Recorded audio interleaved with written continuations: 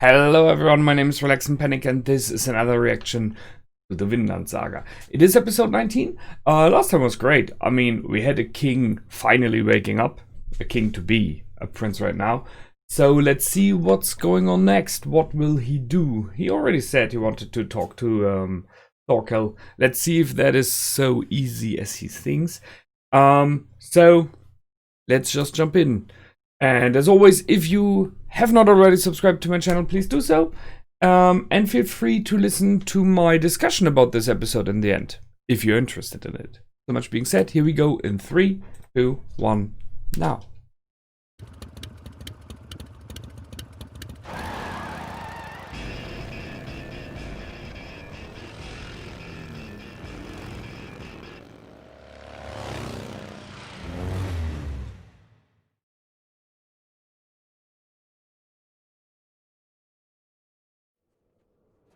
Oh, there he is. They're looking for Thorfinn, huh? Yeah, you got a little bit ticked around.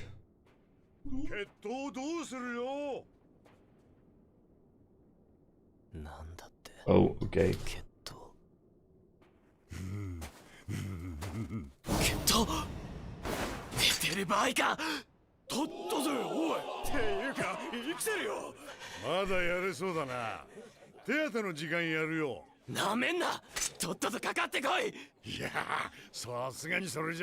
He wants to enjoy it. Oh.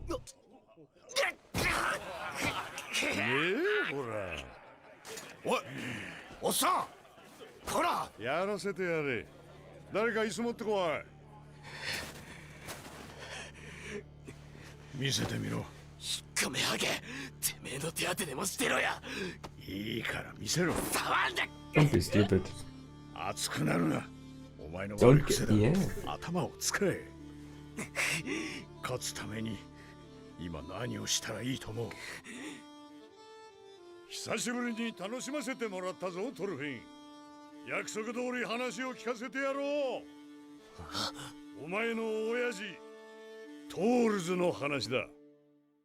We get background.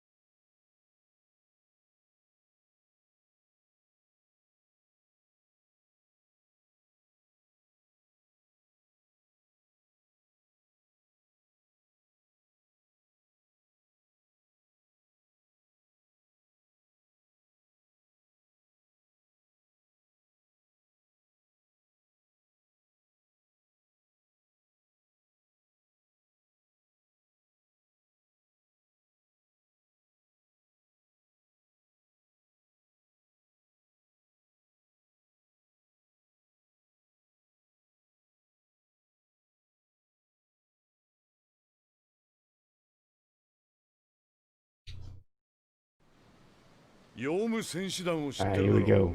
Big war.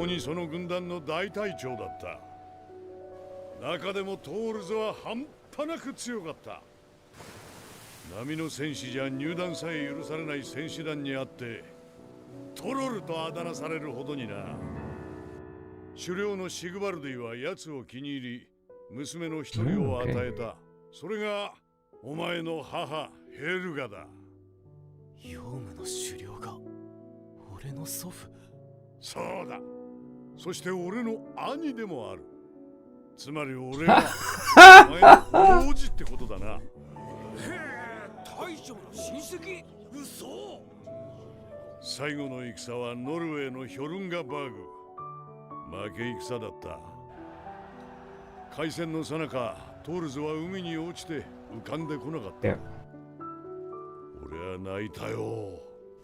いつか奴を倒すつもり It's all about 俺 beating. のこの手で。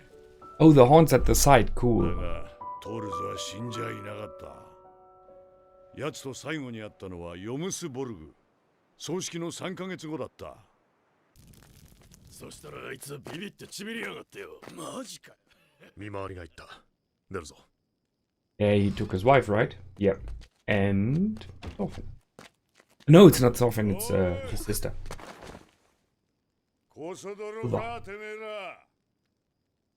ここが戦士団幹部トールズの家だと知っててか。トルケル。普段はコソドロなんざほっとくんだが。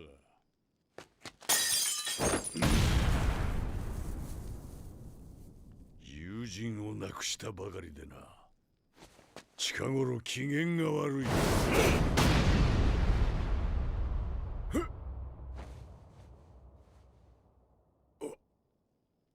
トールズ？おま、なんだよ。どこを突き歩いてや The size difference, holy 突 shit. き上げちまったじゃねえかよ。わかったわかった。落ち着けトルケル。心配かけてすまなかったな。お、よく見りゃヘルガじゃねえか。どうしたおい、夫婦揃って小汚ねえ格好して。トルケルやっぱな、海に落ちたぐらいで死ぬはずねえもんな。すみませんおじさま、私たち兄貴にはもう会ったか。まだか。よっしゃ、叩き起こしてきてやる。トルケル、話を聞いてくれ。おう、積もる話は館でしようや。ん？どうした？ Oh, he has to go. 狩猟には合わない。俺たちはここを出ていく。何しに？明日にしろよ。帰ってきたばっかだろ。この町、ヨウム戦士団を抜ける。今夜俺に会ったことは忘れてくれないか。え？何？ギャグ？俺は死んだということにしておいてくれ。頼む、トルケル。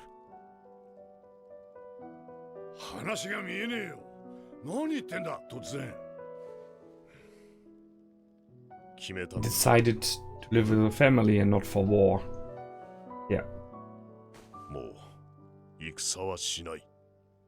だから話が見えねえって。まさか死にかけてビビったとか言わねえよな。兄貴はお前を後継者にって考えてんだぞ。すまん。疲れてんだろ。とりあえず今日はもう食って寝ろ。俺は分かったんだ。本当の戦士とは何かが。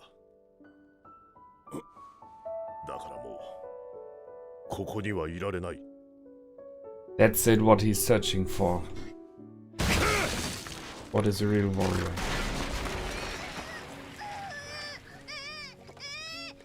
掟は知ってるな。狩猟の許しもなく抜けるやつは死刑だ。ここは戦士の都だ。戦しか能のねえお前がここを去ってどこ行く？ここではない、どこかだ。トールズ、大丈夫、下がってなさい。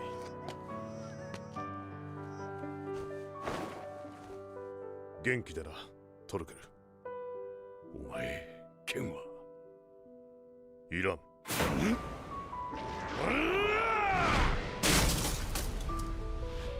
Blocked it with his arm and broke the shaft. Yeah. And he knocked him out. He knocked him out. トールズたちは消えた。それから15年経って、今度こそトールズが死んだと知った。奴のことを15年間考えて、肉体の生き死には問題じゃねえと気がついた。戦士に大切なのは魂、そのありかだ。奴の魂は遠くへ行った。俺にはまだわからない。俺にはまだ届かない。ここではないどこかへ。きっとそこで本当の戦士ってやつになったんだろう。トルフィン、奴はアイスランドでどんな風に過ごしていた？教えてくれ。 I don't want to making him angry. 話してやったじゃねえか。うるせえ知るか。はっ、ケチンボ。つうか、話さないんじゃなくて話せないだけなんだろ。目を見りゃわかるぜ。奴のあの不思議な Oh, 輝きが。 that's a mean one. たったトールズから何にも学ばなかったのがバレるのが恥ずかしいんだろ。 Teasing, teasing. 待て。話せ。てめえから殺すぞ。普通にやれば間違いなく負けるぞ。 His point exactly. ほれ見ろ。お前の勝敗は今や俺の生死だ。だから教えてやる。あのバケモンの倒し方を。 Oh, cool. てたらめ言うなハゲ。倒し方知ってんならなんで勝負しなかっ Because た。 he's not as fast anymore. 戦は将棋とは違うんだよ、坊主。大将を倒せば終わるってもんじゃねえ。だが今は違う。奴は勝てば逃がすと言った。野郎は誇りを重んじる。決闘の誓いは守るだろう。お前の戦う目的を思い出せ。決闘で俺を倒すことだろう。今だけでいい。俺を参謀として認めろ。 Oh, that picture is cool. The both faces behind each other. この場を生き延びるた Them め fighting together. The wisdom of Askeladd with the abilities to call it of Thorfinn. Nice. ああ、大将の決闘見たかったね。俺も死ぬときは大将との決闘で死にてえよ。バルハラで胸張れる。あの人は桁が違う。きっと雷神トールの化身だぜ。大将が通る神ならクヌト王子はフレイヤ神か。目が Prince Canute is Freya. That's mean. あれフレイヤの化身だ。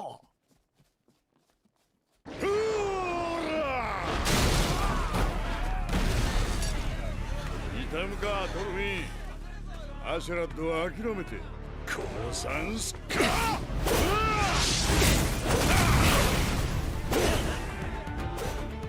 He's trying to get away? Or what is it?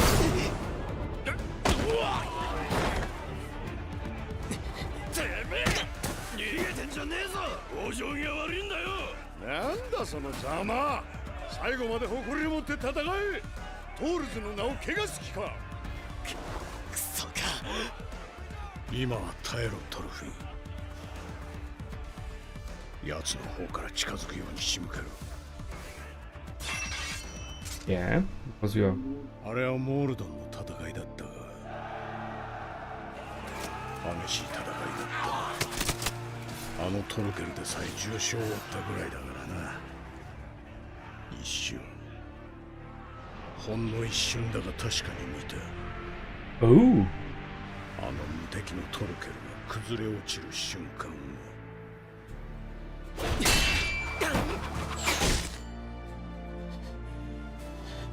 うまいぞ。晩作尽きたと奴に思わせるんだ。どうしたトルフィン。もう逃げ疲れたのか。 Make him exhausted? I don't think this is easy. がっかりだな。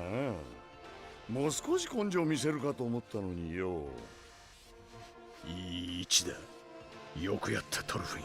終わりはあっけねえな。みっともね。逃げ回りやがって。そうだトルケル。とどめを刺しに来い。あとは一瞬の隙。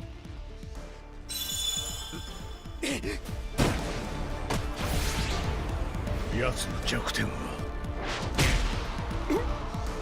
Don't tell me he has a glass jaw. That's why Thor could beat him out as well. He has a glass jaw! That's awesome.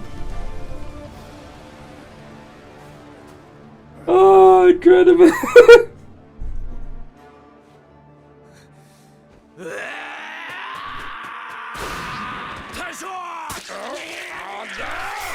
Is he just taking out his eye?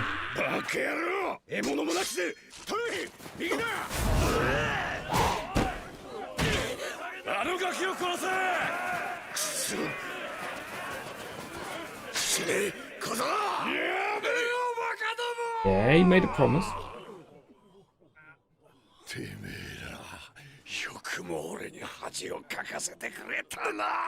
大将、よくも俺の血統を怪我してくれたな。は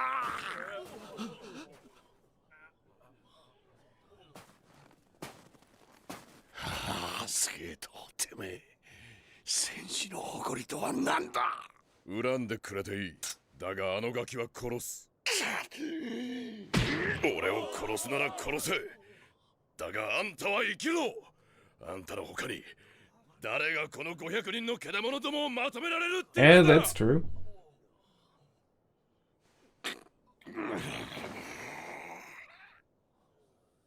そこまでだ。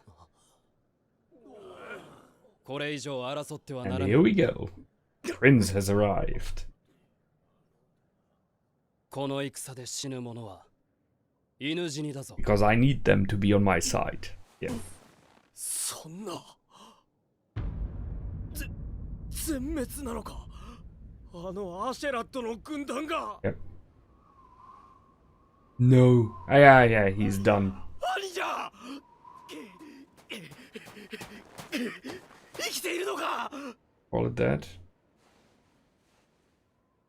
おじさん、誰？兄ちゃん。飽きもせず、よくもこれほどに殺し合うものだな。王族だろうと決闘に水差す権利はねえ。引っ込んでな、お嬢さん。もはや決闘の様相ではあるまい。そなたも一党の首領なら、誇りと潔さを示してみせるがいい。うるせえ！んなことてめえに言われなくても分かってんだよ！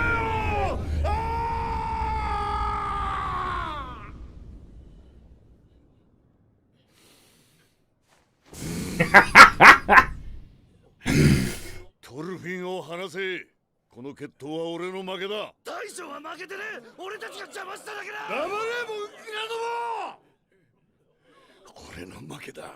ちった格好をつけさせろ。アスゲート。大将の命令通りにしろ。不愉快だ。50年生きてきて今日ほど不愉快な日はねえぜ。酒！ Okay! おいハゲ、今のうちにずらかれぞ。生きたきゃいけ。俺は Something's happening here. 俺が何のためにここまで。黙って見てろ。で、何なんだおじさま。のこのこと喧嘩の仲裁に来たわけか。ソリと食料を所望する。それとトルフィンとアシュラットは私の Are my 従者。 followers? It just turned around. パーかお前は。獲物を黙って逃がす漁師がいるか。スベン王とまみえる際の切り札になる。そう考えているのか。はいおじさま。あんたは餌で人質で金づるだ。王子は諦めろ。よく書くんじゃねえ。いいから見てろ。下がれゲロ。逃げはせぬ。短い間にお口が一丁前になったじゃねえか。何があった？昨日寄った村にラグナルの死体があったぜ。トルケルよ、私に人質の価値はない。なぜなら父は私を愛してなどいないからだ。父は王位を兄ハラルドに継がせる。私は兄の備えに過ぎぬ。だがそのことが臣下の者たちを争わせ、王国の元へを危うくさせ始めた。私の生存は父王にとって憂いのもとだ。And he gets cut away like the wine on the 俺 end. があんたを殺すことを期待していると。暗殺に比べれば戦死は温当だ。父王自身の手が小殺しに汚れぬ。仮にこのまま見逃したとしてどこへ行く気だ。ゲインズバラの軍団本営へ。父王と喧嘩だ。勝てると思ってんのか。おめでてえな。すべきことをするだけだ。どうせ惜しむような命ではない。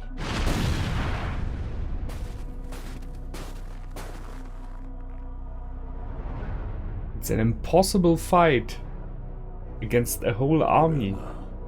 命は惜しくないってんのか、せやつは腐るほど見てきた。大抵は軽くこづいただけで泣いて命乞いしやがる。てめえもその口だろう。あ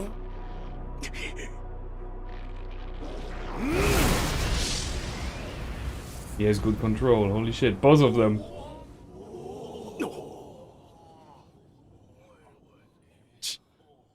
嫌な目だ。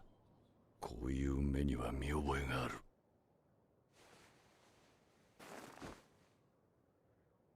お前らはその目で何を見てる？ Thors. Yeah. なんだ、黙り込んじまったぞ。野郎ども、こんな俺でもな、たった一つ後悔してることがある。なぜあの時俺はトールズに But つ you いて can いか follow なかったの Canute か now. I see where it's going.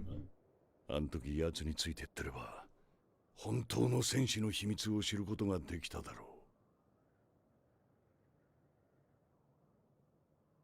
う。まあ、スベン王とやることに変わりはねえしな。よし、決めた。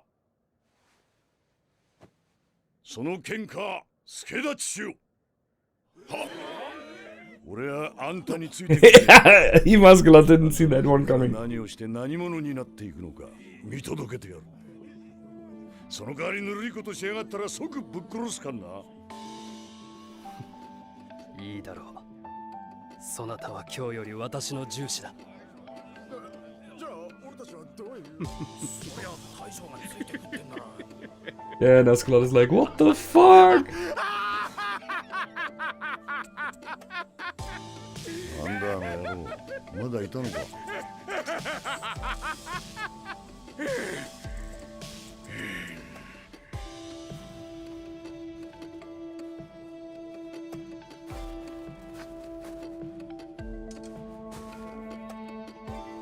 クヌート殿下、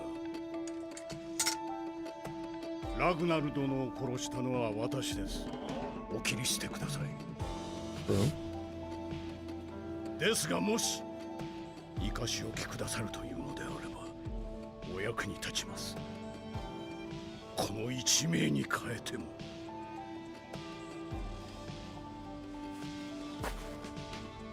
ラグナルの分の働け。それが弔いだ。必ず。Yeah? ついてきたいものはついてこい。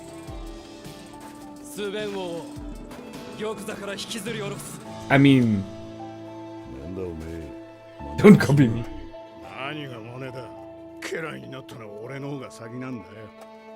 まあとにかく仲良くやろうぜ。 That's so お weird. めえの手下はあらかた殺しちゃっ I たけど。 just killed all your men, but let's be friends. Yeah, I asked myself how honest Ascalon is. 水に流すしかねえだろう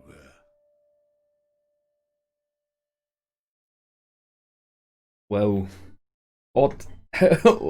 What an episode again. Holy shit. This series is really, really kicking in with each episode now. Awesome. Really good. Woo. Okay. We got ourselves a lot of background story. But the most interesting things, the most important parts are really these last minutes, what just happened there, you know? Prince Canute just walking in and taking over. I mean, let's see it from another perspective. I do understand how and why, right? At least mostly. But there's one person who was seen as being kind of weak all the time, walking in and taking over the leaders of both parties, right? That they both kind of swear loyalty to him, and all the men that are there. by saying, I will go against the king. You know, the king of the Danes with, I think, like 20,000 men, something like that. We do have, how many do we have? 500? Okay, let's go. I mean, that is something you can win over Thorkell with, right? Because he's like, oh, that's a fight I would love to do. But it is just crazy. Normally, no one would do that. But still, they can just walk into the camp because they are like, I'm bringing Canute to you. So they would be let into the camp, and possibly the army is not prepared to be attacked from the inside. And then you just have to kill the king. That's another thing. You don't have to kill the whole army. It's just about the king. The moment that King Sweyn dies, and possibly his son, the older brother, is the moment when Prince Canute is the new king, and then he can kind of order them to stop. If it works is another question there. But still, it's an incredibly risky move. But as Canute said, what else to do? I mean, he got handed his cards, right? He's aware what his options are. He's aware that he was meant to die by the wish of his father. So that's the cards he has. That's what he's capable of playing with it. So he's going in with that. I really like that. I do respect that. That's a cool move he's doing there. And he is very, very focused on what he's about to do. I talked about the last time that I'm a bit worried he might become kind of a mad king. I still see this option. But right now, this kind of madness, this dangerous mindset he has, gives him the option to survive. And I mean, that's what life is about, right? Survive as long as possible. So, yeah, let's see where this is going. Thorkell saw something in the eyes, in the view of Prince Canute that reminded him of the eyes of Thors in the end.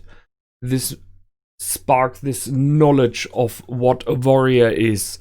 And I think it is about, maybe it's about complete and utter belief in something, knowing, in the meaning of you cannot shake this knowledge. So Thors had an unshakable knowledge what a warrior's life is about, and I think it was mainly centered around having a family and protecting the family.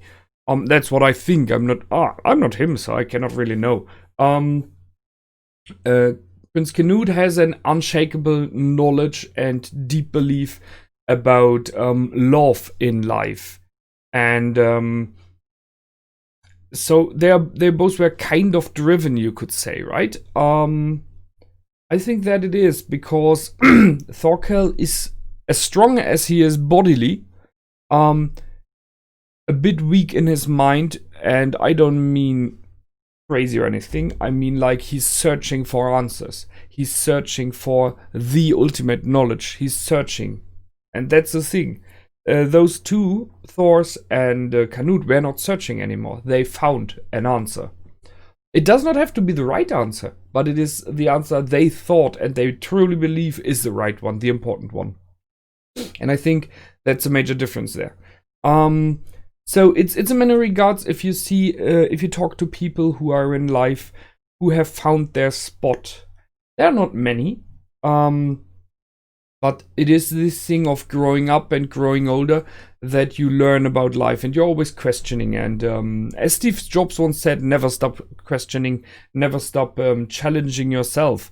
But there are moments and people who are so set into something, set into a belief, into a world they perceive to be, that they have this security of how it should be. It is what a leader needs. A leader needs to be secure and sure in his statements. If you look at the story of Askeladd in this series, as long as he was clearly leading and the man believed he really knew what he was doing, they did follow him. Because it is like, man, I, as a small mercenary, I don't know what we're doing, but my leader Askeladd, he sure as hell knows, and he always was right, and thus he always was right, I will follow him. So it's this belief. of Oskelot that you follow. In the moment that he became insecure about and was like, we will have to take a risk, they started arguing, they started being shaken and did not follow anymore. So and that's the difference here. Canute is completely sure about what he's doing. He says, I will go there and I will kill my father. That's it. Dot. His name is Inigo Montoya. You know what he's about to do. So I think this is what it is about, partially, because I don't think that Canute knows what a warrior is meant to be. It's a different thing that he learned from Thors, right? So that's about that. Then we got background stories about blood relations, interestingly. So Thorkell is the brother of Sigvaldi, who's the leader of the John Vikings. And Helga, the mother of Thorfinn, is a daughter of Sigvaldi. So Thorkell is the uncle of Helga, of Thorfinn's mother. So he's a great uncle of Thorfinn, which is nice. A cool thing. By the way, it still was not opened up about the fact that Oskelot killed Thors. Just saying. That will be a bit of a problem when it happens, because I think it might very well be that that is something that Thorkell couldn't stand and would go against Oskelot there. Although I think it might happen that if it happens, that Canute will stop them by, just like in this fight here, that he says every life that is given now, that is taken now, is wasted because it is not used for his own benefits. Not wanting to sound negative there, but it's like, what for? It just doesn't help anyone, and it clearly does not help me as the new king to be. So there is this blood relation, which is interesting and cool. They did sneak into the camp later on one more time and back out. I'm not sure about why. I guess they had to get some stuff. I'm pretty sure they were not in the camp all the time. I mean, Ylva was just born, as it seems, right? So maybe they had to go there to give birth to her in a secure environment, but then anyone would have seen them, I guess. It's a bit weird. Or maybe they had the backup from Sigvaldi. Maybe. I mean, we don't know. If Sigvaldi seems to have respected Thors quite a lot,